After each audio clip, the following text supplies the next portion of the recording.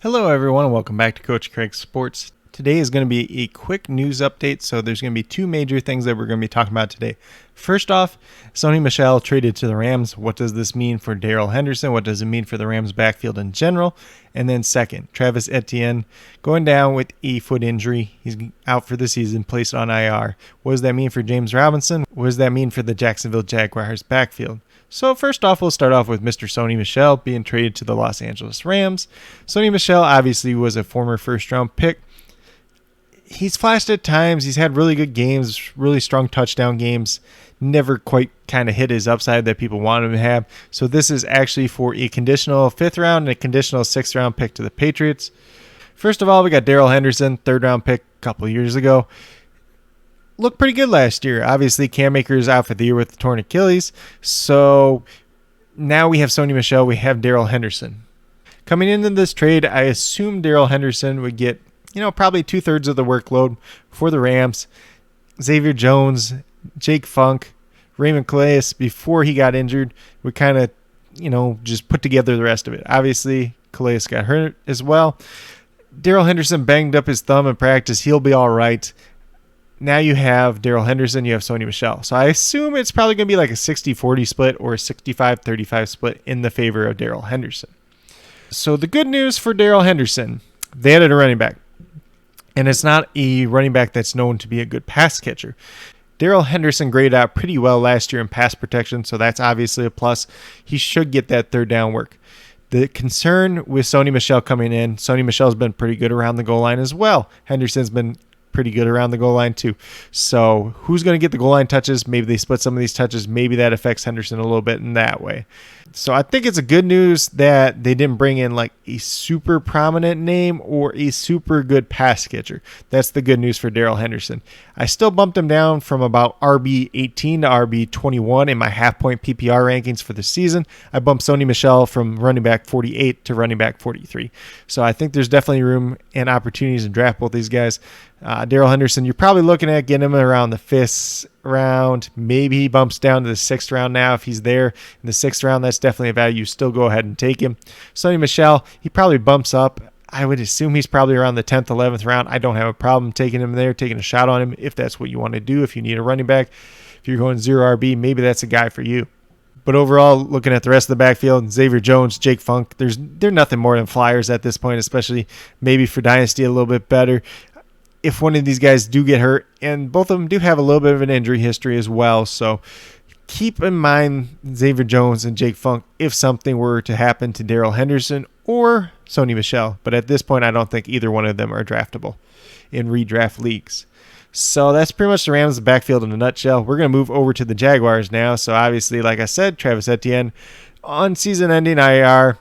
With that foot injury, James Robinson assumed take over the workload once again. We've seen him be at running back 1 last season. Expect him to be a mid-range running back 2. That's probably what you should be drafting him as. I put him up to running back 18 in my half-point PPR rankings once again. I think there's reasonable expectations for James Robinson, but don't expect him to be that league winner that he was last year. He's probably a guy you can get in the 3rd or 4th round right now. If you're still going into your drafts, maybe if you're still drafting, you're drafting tonight, maybe you can get him a little bit cheaper because people are still kind of thinking that he's not as much of a value. But there's also the other end of the spectrum. People might overdraft him because of what he did last year for people's teams. And with that being said, last year he got like a crazy amount of his team's rushing attempts. Is statistically improbable that it's going to happen once again, especially since they brought in Carlos Hyde. Carlos Hyde comes in the running back 50s for me. He is a good handcuff running back to own at this point in time. If something were to happen to James Robinson, and Urban Meyer is the head coach, you can't underestimate that because he has a connection with Carlos Hyde. He's probably going to put him in there way more than he actually should, based on what we saw with James Robinson last year.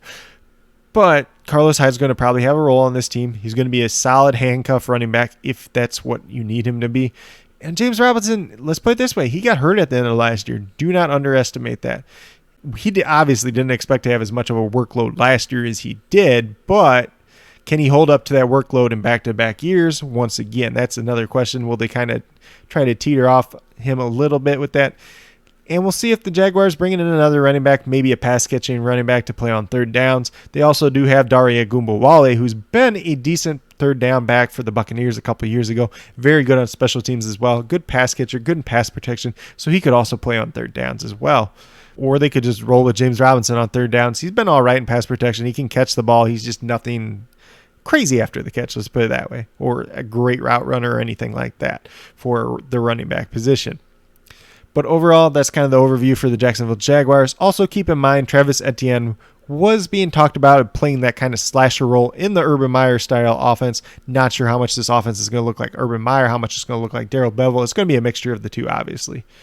So if that role is involved in the offense, you could see Laviska Shenault more involved in that role, so that kind of bumps him up a little bit. Don't overreact too much, so I don't think Travis Etienne was going to play a ton of slot, a ton of that slasher role. He was going to play it a decent amount, but even these running backs that play out in the slot a good majority of the time, most of them don't play over 30% of their snaps in the slot. So yeah, it does boost up Laviska Shenault a little bit, might give him a couple more opportunities. Maybe they get him involved in some trick plays, involved in the running game a little bit like he was at Colorado. That's something that I wanted to see out of Jacksonville last year, and they really didn't use him that way too often. They did a little bit, but not probably as much as most of us would like to see. And then last but not least, there is another guy on this roster that could be used in that slasher role a little bit. Most people don't want to talk about this guy, but it's Jamal Agnew, who is a former cornerback converted to wide receiver, a very good return man. Kick returner, punt returner, very good there. Darrell Bevell used this guy in trick plays a ton last year, pretty much as often as he could. So he's going to be in there in that slasher role, that trick play as well too. So yeah, Laviska Shenault is going to get some of it, but Jamal Agnew is going to get a little bit of it too. They paid him a ton of money for a kick returner. So when free agency first started, I said, you don't give a guy $7 million a year just to be a kick returner. He's going to be involved in some trick plays as well.